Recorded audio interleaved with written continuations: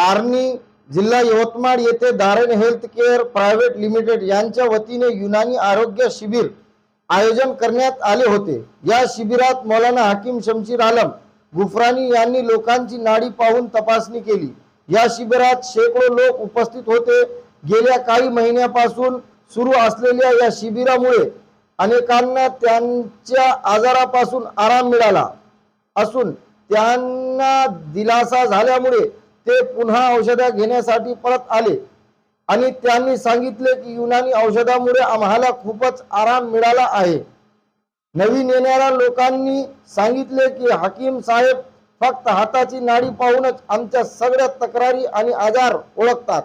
आम्हाला काही सांगावे लागेल नाही, ते स्वतःच आमच्या सर्व त्रासांची अचूक माहिती देतात आणि तीही अगदी बरोबर असते। मित्रांनो, लक्ष द्या, आर्नी, यवतमाळ, कळंब, पुसद, जालना, परभणी, अकोला, अमरावती, दर्यापूर ह्या सर्व